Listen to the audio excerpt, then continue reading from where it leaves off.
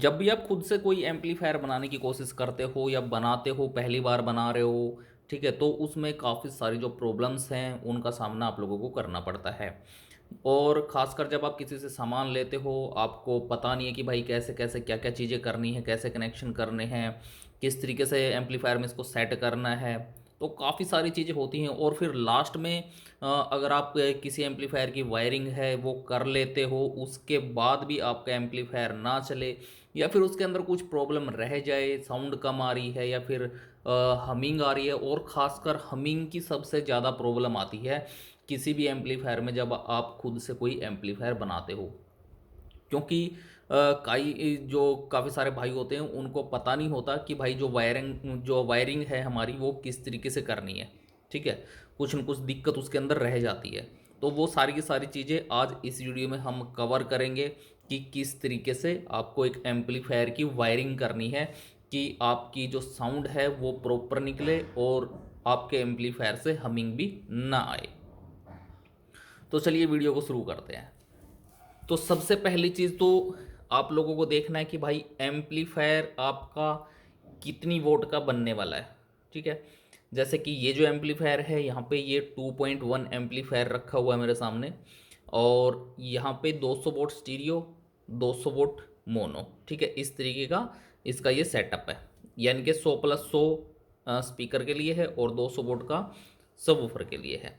तो वो चीज़ अब आपको देखनी है कि भाई आपको कितनी वोट का अपना एम्पलीफायर बनाना है। 200 वोट में बनाना है, 400 वोट में, 500 वोट में, जो भी आपको बनाना हो, ठीक है।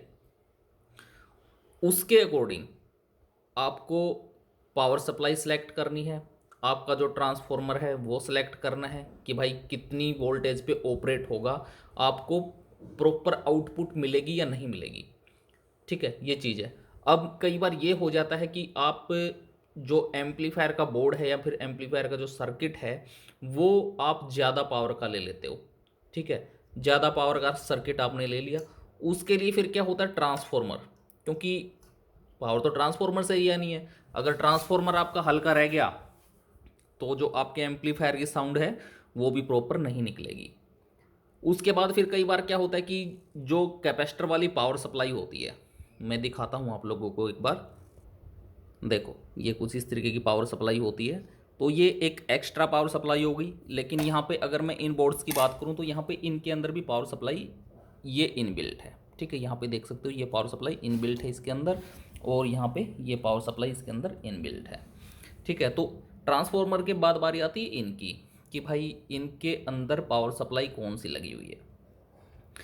कई बंदे क्या करते हैं कि भाई बजट बजट के चक्कर में ना, लो बजट के चक्कर में इतना लो चले जाते हैं, इतनी लो क्वालिटी के कंपोनेंट खरीद लेते हैं कि लास्ट में फिर उनको पछताना पड़ता है कि भाई 100-200 रुपये और लगा के अच्छी ले लेते तो ठीक था, ठीक है। तो ये चीज़ होती है। तो इसके अंदर मैं बता देता हूँ आप लोगों को, इसके अंदर जो हमने ट्रांसफॉर्मर यूज करा है, जैसे कि ये वाला है अपना 100+100, इसके लिए भी 30-0-30 की सप्लाई यूज हुई है, और यहाँ पे 200 वोट है जो इसके लिए भी 30-0-30 की सप्लाई यूज हुई है। दोनों के अंदर 8-8 एम्पियर का मतलब करंट निकलता है, ठीक है, दोनों सप्लाइयों के अंदर से, यानी कि टोटल 16 एम्पियर का ट्रांसफॉर्मर हो गया, ठीक है। तो इस तरीके से हमें सेलेक्ट करना है पूरी आउटपुट लेने के लिए। अगर हम चाहते तो इसके अंदर थोड़ा सा बजट और कम करके और कम पावर का यूज़ कर सकते थे, ठीक है, जिससे कि ट्रांसफॉर्मर की जो कॉस्टिंग है वो और कम हो जाती। तो उसमें फिर वो मज़ा आता नहीं, जिससे मतलब जो आउटपुट निकलती है, प्रॉपर आउटपुट जो निकलती है वो निकल नहीं पाती।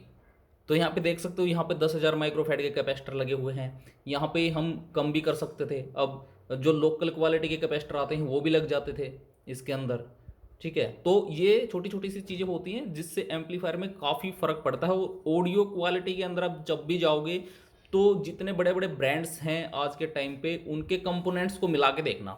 जो मार्केट के अंदर आप लोकल एम्पलीफायर ले रहे हो, लोकल जो मैन्युफैक्चरर हैं उनसे, जो हाई एंड क्वालिटी की जो कंपनियां होती हैं उनके जो प्रोडक्ट होते हैं उनके अंदर जो कंपोनेंट्स वगैरह होते हैं, ट्रांसफॉर्मर्स होते हैं, उनकी क्वालिटी को एक बार मैच करके देखना। तब आप लोगों को पता चलेगा कि भाई जो कंपनियां हैं, जो ब्रांड्स हैं, वो इतने कॉस्टली सामान क्यों सेल करते हैं, ठीक है। हाँ, ये अलग चीज़ होती है कि भाई आपको अपना बजट के हिसाब से देखना है, लेकिन इतना भी नहीं देखना चाहिए कि भाई मतलब बाद में पछताना पड़े। ठीक है। तो उसके बाद एम्पलीफायर के अंदर बारी आती है कि भाई कहाँ कहाँ पे कौन सी चीज़ सेट करी जाए। ठीक है, जैसे बोर्ड वगैरह कहाँ पे सेट करना है, ट्रांसफार्मर कहाँ पे सेट करना है, प्रीएम्प को कहाँ पे सेट करना है, तो ये सारी चीज़ें होती हैं। ब्लूटूथ के कनेक्शन है जो वो कैसे करने हैं। तो यहाँ पे आप देख सकते हो जो ट्रांसफार्मर है, हो सके तो ट्राइडल यूज कर लेना, लेकिन ईआई कोर में भी कोई बुराई नहीं है, ईआई कोर भी आप यूज कर सकते हो, लेकिन थोड़ा सा अच्छी क्वालिटी का होना चाहिए। ठीक है, ये नहीं कहता कि भाई ट्रोडल ही सबसे बेस्ट होता है, ऐसा कुछ नहीं है। ईआई भी अच्छी क्वालिटी के आते हैं, अगर आपको अच्छी क्वालिटी का ईआई ट्रांसफार्मर मिल रहा है तो वो भी आप यूज कर सकते हो। ठीक है, लेकिन उसके अंदर से मल्टीपल जैसे सप्लाइयाँ निकलती है ना, वैसे मार्केट के अंदर बने बनाए तो आते नहीं मल्टीपल वाले, लेकिन ट्रोइडल ट्रांसफार्मर मिल जाते हैं मल्टीपल सप्लाई के अंदर। जैसे 30-0-30 की इसके अंदर डबल टैपिंग हो गई, या फिर 12-0-12 की हमने निकलवा रखी है, 0-12 की निकलवा रखी है। इस तरीके की जो टैपिंग होती है वो ट्रोइडल ट्रांसफार्मर से ईजिली निकल जाती हैं। ठीक है, और ये पहले से ही अवेलेबल होते हैं डबल सप्लाई में, ट्रिपल सप्लाई में, इस तरीके से। लेकिन ईआई कोर ऐसे ट्रांसफार्मर बहुत ही कम देखने को मिलते हैं जिसके अंदर से डबल डबल सप्लाइयाँ निकली हो, क्योंकि मार्केट के अंदर जो चल रहा होता है पहले से लोग वही बनाते रहते हैं। ये चीज़ होती है मार्केट की। तो उसके बाद बता रहा था कि भाई जो बोर्ड वगैरह हैं वो किस तरीके से सेट करने हैं। ठीक है, तो सबसे पहले देख लो कि आपका जो पावर का ऑन ऑफ स्विच है वो किस साइड है, तो उसी साइड आपको ट्रांसफार्मर को माउंट कर देना है। ठीक है, यहाँ पे देख सकते हो मैंने यहाँ पे स्टॉप स्टार्टर लगाया है, और यहाँ पे इसका पावर कोड लग जाएगा। तो यहाँ पे है इसका पावर स्विच, तो इसी साइड पे मैंने ट्रांसफार्मर को सेट कर दिया, ताकि जो वायर हैं वो छोटे साइज की वायर हम इसके अंदर यूज कर सकें। और एम्पलीफायर के अंदर जो भी मतलब एसी वायर होती हैं, जितना हो सके छोटी यूज करो, और ज़्यादा एम्पलीफायर के अंदर इसको घुमाओ मत कि भाई उधर से घुमा के इधर लेके आ रहे हो, इधर से घुमा के उधर लेके जा रहे हो। ठीक है, एम्पलीफायर के अंदर जो एसी वायर होती हैं जितना हो सके उसको छोटी रखें, ताकि जो हमारे एम्पलीफायर के बोर्ड्स हैं वो इससे निकलने वाली जो नॉइज़ है उसको कैच ना करें। ठीक है, एक तो मेन चीज़ हो गई हमिंग की ये, कि जब आप एसी वायर जो होती हैं, मेन लाइट की जो वायर होती है, उसको एम्पलीफायर के अंदर से इधर उधर ज़्यादा घुमा देते हो तो उसके अंदर जो नॉइज़ होती है उसको ये कैच कर लेते हैं। ठीक है, इस चीज़ का आप लोगों को ध्यान रखना है। उसके बाद उसके बाद देख लेना हमारे जो बोर्ड हैं वो किस तरीके से सेट हो रहे हैं।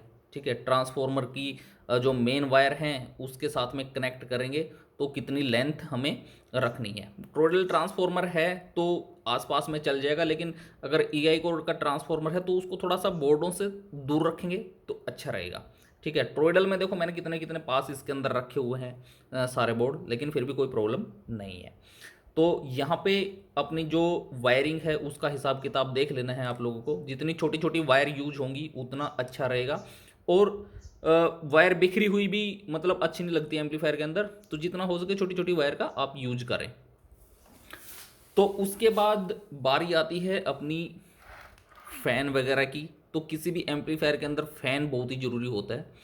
अगर आप कम पावर का एम्पलीफायर यूज कर रहे हो तो उसके अंदर फ़ैन इतना ज़रूरी नहीं होता, लेकिन आप ज़्यादा वोल्टेज का एम्पलीफायर बना रहे हो तो उसके अंदर फ़ैन बहुत ज़रूरी होते हैं। तो यहाँ पे आप देख सकते हो मैंने यहाँ पे 3-3 फ़ैन का इसके अंदर यूज किया है, जो कि सबवूफर वाले बोर्ड पे 2 फ़ैन लगे हुए हैं और यहाँ पे भी 2 हैं, यानी कि इसकी हवा इसमें भी लग रही है उसमें भी, और यहाँ पे एक फ़ैन स्पेशली इसके लिए। तो इस तरीके से ये कुछ सेटअप इसका हो गया। ठीक है, तो उसके बाद आउटपुट की बात करते हैं कि आउटपुट में कई बार क्या होता है कि हम बहुत ही पतली वायर का यूज करते हैं। तो यहाँ पे आप देख सकते हो ये कितनी मोटी वायर मैंने इसके अंदर लगा रखी है आउटपुट के लिए। तो आउटपुट के लिए थोड़ा सा हैवी जो गेज की वायर होती है उसका आप यूज करें तो काफ़ी अच्छा रहेगा, काफ़ी अच्छी साउंड मिलेगी। अगर पतली वायर का आप यूज करोगे तो वो एम्पियर को उतना लोड ले ही नहीं पाएगी, वो एम्पियर दे ही नहीं पाएगी आगे, तो फिर फ़ायदा क्या उसका, तो आउटपुट निकलेगी नहीं आप लोगों की। तो ये चीज़ होती है। तो उसके बाद बारी आती है हमारी स्पीकर प्रोटेक्शंस की। तो स्पीकर प्रोटेक्शन वगैरह जो होती हैं वो आप लोगों को अपने तरीके से यूज़ कर लेनी है कि भाई कौन सी स्पीकर प्रोटेक्शन कहाँ पे लगानी है, और ये कहाँ पे लगाने वाला जो सिस्टम है ना ये बहुत ज़रूरी है, क्योंकि वायरिंग करते टाइम ना ग्राउंड लूप बनता है, बहुत बुरे वाला ग्राउंड लूप बनता है, और ग्राउंड लूप जब बन जाता है ना भाई साहब तो उसकी हमिंग हटानी बहुत मुश्किल हो जाती है। ये चीज़ मैंने काफ़ी नोटिस की है, और काफ़ी प्रॉब्लम खड़ी कर देती है ये चीज़ कई बार ग्राउंड लूप वाली। तो इसलिए जो वायरिंग है आपकी उसको आप लोगों को देखना है भाई सेट कर करके कि कहाँ पे क्या चीज़ सेट होनी है। तो उसके बाद आप लोगों को देखना है